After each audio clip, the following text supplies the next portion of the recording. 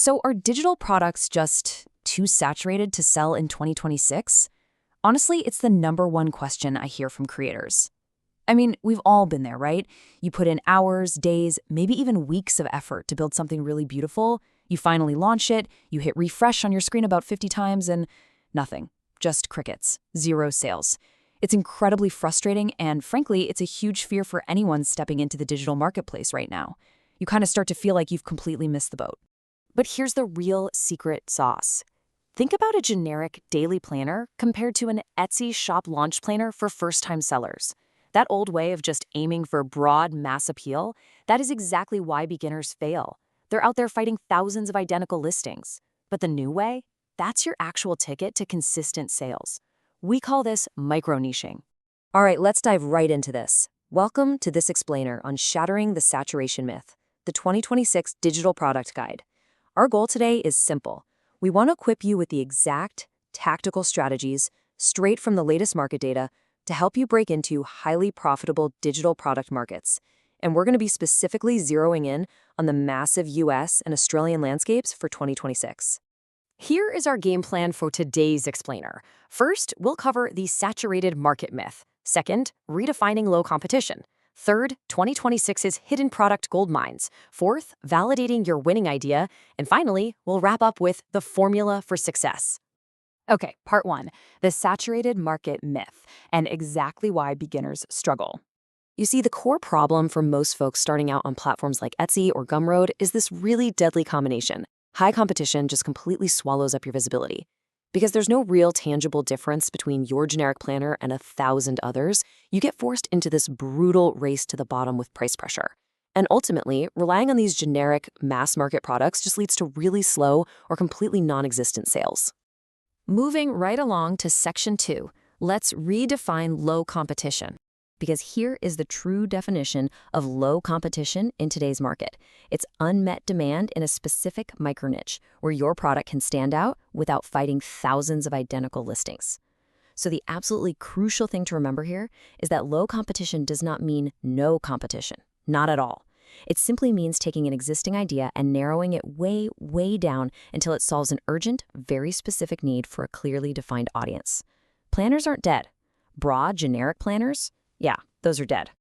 Section 3, 2026's hidden product gold mines.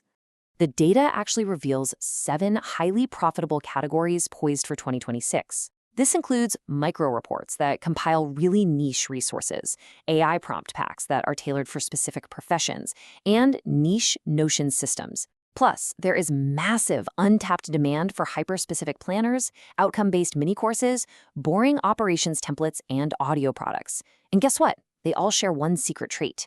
Every single one is entirely outcome-driven and workflow-based. Let's look at how you actually apply that strategy. A broad product like a generic daily planner or a basic prompt pack is super saturated. But look what happens when we pivot to a micro-niche alternative. Think a 21-day habit planner or real estate AI prompts. You are literally transforming a saturated idea into a highly profitable, low-competition microsystem just by defining exactly who it's for and what specific workflow problem it solves.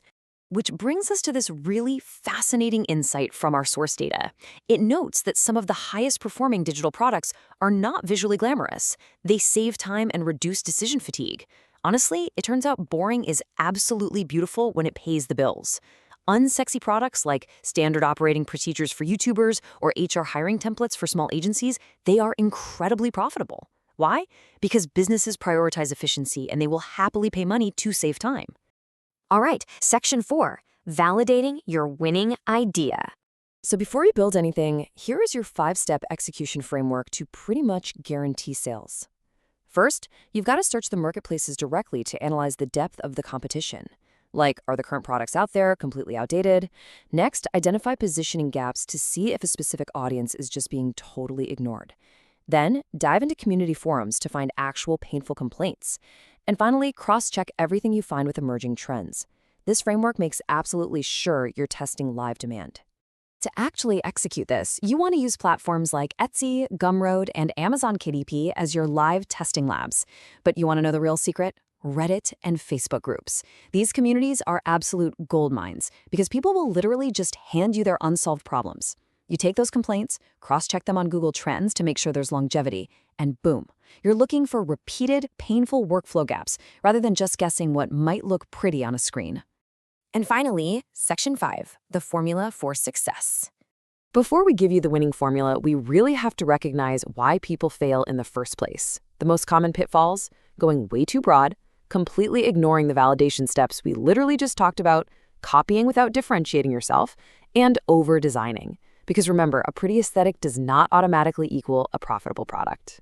But lacking a specific audience, that's the ultimate death knell. A product made for everybody ultimately sells to nobody. So this all builds into our ultimate core takeaway. Micro niche plus a real problem plus a clear transformation equals consistent sales. It really is that straightforward. Success in digital products doesn't come from being overly complex. It comes from precision. The smaller your target audience is, the easier the sale actually becomes, just as long as the problem you are solving is incredibly real to them. Which leaves us with this final, really vital question to think about. What specific problem will your micro niche solve? Instead of obsessing over what shiny new product you want to make, flip the script, start thinking about what urgent problem you can solve for a very specific person right now. Thanks so much for joining me for this explainer. Now go out there, use this framework, validate those ideas, and start building products that actually sell.